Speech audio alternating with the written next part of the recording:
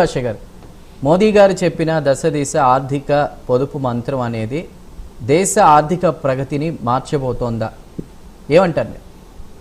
ఏ విధంగా మెరుగుపరచగలరు? ఖచ్చితంగా ఏదైతే ప్రధాని నరేంద్ర మోడీ గారు సూచించారో ఖచ్చితంగా అది దేశ ఆర్థిక వ్యవస్థను కాపాడుతుంది.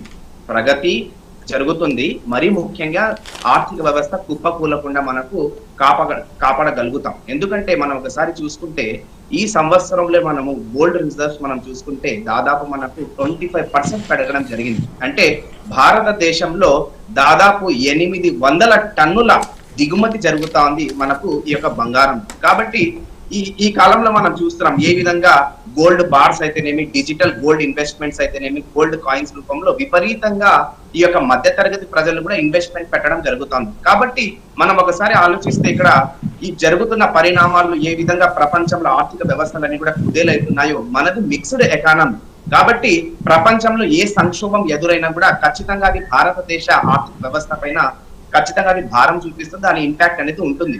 కాబట్టి ఈ యొక్క నాణ్యానికి బొమ్మ బొరుసు ఉన్నట్టు మన మిక్స్డ్ ఎకానమీకి మనకు ప్రయోజనాలు ఉంటాయి, దుష్ప్రయోజనాలు కూడా ఉంటాయి. కాబట్టి ఆ దుష్ప్రయోజనాలు ప్రజల మీద భారం పడకుండా కాపాడేందుకే ప్రభుత్వాలు పనిచేస్తూ ఉంటాయి. అందులో భాగంగానే ఈ రోజు ఆర్థిక వ్యవస్థ సూచనల మేరకే ప్రధానమంత్రి మోడీ గారు ప్రజలకు వినిపించడం జరిగింది. కాబట్టి మనం చూసుకుంటే ప్రపంచ వ్యాప్తంగా క్యాపిటలిస్ట్ ఎకానమీ ఉన్నటువంటి సింగపూర్, ఆస్ట్రేలియా లాంటి దేశాధినేతలే వారి యొక్క ప్రధానమంత్రులే వారి యొక్క ప్రజలకు సూచిస్తున్నారు, ఈ యొక్క అప్రమత్తత చేస్తున్నారు. కాబట్టి మనది ఈ రోజు భారతదేశం అనేది ఒక దేశం వరకే కాదు, ఇది ఒక ఉపఖండం.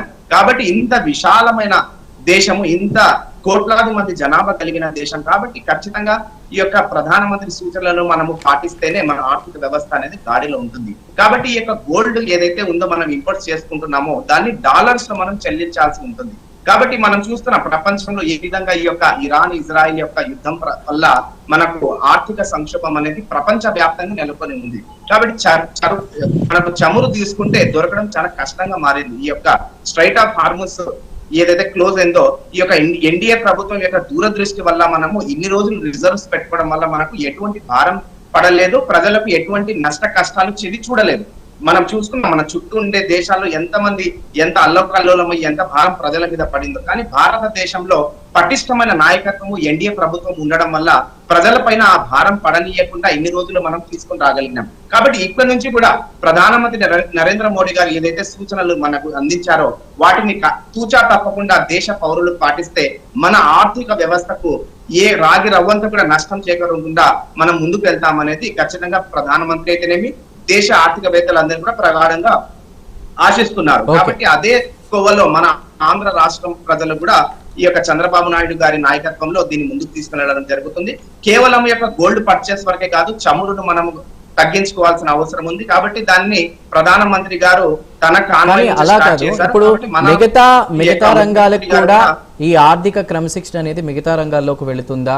ఈ ఆర్థిక మంత్రాన్ని అసలు సామాన్య ప్రజలకి ఇది ఒక కష్టంలా చూడాలా? నిజంగానే అంటే వాళ్ళకి ఏదన్నా పెరుగుతుందా? ఆర్థికంగా కూడా ఏమైనా ఇబ్బందులు ఉంటే తొలగిపోతాయి అనుకోవచ్చా?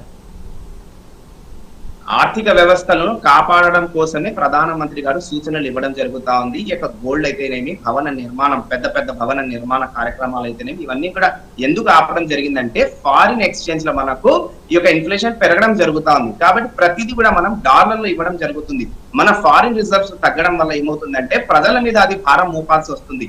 మధ్య తరగతి ప్రజలపైన, పేద తరగతి ప్రజలపైన ఆ యొక్క ఇన్ఫ్లేషన్ పెరగకుండా ద్రవ్య లోటును కాపాడుకుంటూ ఉండడం కోసం ఈ రోజు ప్రధానమంత్రి గారు ఆ 10 సూత్రాలను చెప్పడం జరిగింది. ఖచ్చితంగా ప్రతి ఒక్కరు కూడా మనం పాటించాల్సి వస్తుంది. ఎవరు కూడా భయాందోళన చెందాల్సిన అవసరం లేదు. ఈ రోజు పటిష్టమైన ప్రభుత్వము ఎన్డీఏ ప్రభుత్వము మన దేశంలో ఉంది. కాబట్టి ఖచ్చితంగా ఆ సూచనలు మనం గనక పాటిస్తే కరోనా లాంటి కష్టకాలాన్ని మనం అధిగించి ముందుకెళ్లడం జరిగింది. కాబట్టి ఈ యొక్క ఆర్థిక సంక్షోభాన్ని కూడా ఖచ్చితంగా ఏకతాటి పైన మన నాయకత్వం నిలబడుతుంది. ప్రజలు కూడా సహకరించి దీన్ని మనం దాటి వెళ్తామని చెప్పి ఆశాభావం వ్యక్తపరుస్తున్నారు. కాబట్టి అంత నష్టం కన్నా ఆది నష్టమే మేలు అని చెప్పి పెద్దలు చెప్పారు. ఖచ్చితంగా ఆ సూత్రాన్ని ప్రభుత్వం కూడా పాటిస్తా ఉంది. కాబట్టి ఈ యొక్క ఇప్పటి నుంచే మనం జాగ్రత్త వహించి ఇప్పటి నుంచే మనము ప్రభుత్వం యొక్క సూచనలను పాటిస్తే వచ్చే నష్టాన్ని మనం నివారించవచ్చని చెప్పి మనసారా ఆశిస్తున్నాం. కాబట్టి ఆంధ్ర రాష్ట్రం పొదుపుకు ఒక నిదర్శనం. మనం చూసాం ఏ విధంగా గత ప్రభుత్వంలో ప్రభుత్వ ఖజానా అంతా కూడా పరదాలు కట్టడానికో ముఖ్యమంత్రి వెళ్తా ఉంటే పరదాల కోసమే ఈ యొక్క నిధులన్నీ కూడా కేటాయించాలి. అదే విధంగా చార్టెడ్ ఫ్లైట్స్ కోసము కాస్త 40 కిలోమీటర్లు 50 కిలోమీటర్లు కూడా ముఖ్యమంత్రి గారు హెలికాప్టర్లను చార్టెడ్ ఫ్లైట్లను ఏ విధంగా ఉపయోగించే వాళ్ళు చూసాం. కాబట్టి కూటమి ప్రభుత్వం వచ్చిన తర్వాత ఈ పరదాలో మనం అదుపు చేశాం. ఈ యొక్క చార్టెడ్ ఫ్లైట్స్, ఈ యొక్క భారీ కాన్వాయ్లు, ముఖ్యమంత్రి సెక్యూరిటీ కోసం కోట్ల రూపాయల దుర్వినియోగాన్ని మనం ఆపగలిగాం. కాబట్టి అదే విధంగా ఋషికొండ ప్యాలెస్ మనం చూసాం ఏ విధంగా 500 కోట్ల రూపాయల ప్రజాధనాన్ని ఆవిరి చేశారు. కాబట్టి ఆంధ్ర రాష్ట్రం ఈ రోజు దేశానికి ఒక ఆదర్శం. ఏ విధంగా మనం పొదుపు చేయగలిగితే ఆ యొక్క డబ్బును మనం ప్రజల సంక్షేమం కోరికే మనం ఇవ్వగలుగుతున్నామని చెప్పేసి ఈ యొక్క దేశాన్ని కూడా ఆదర్శంగా ఆంధ్ర రాష్ట్రం నిలబడింది.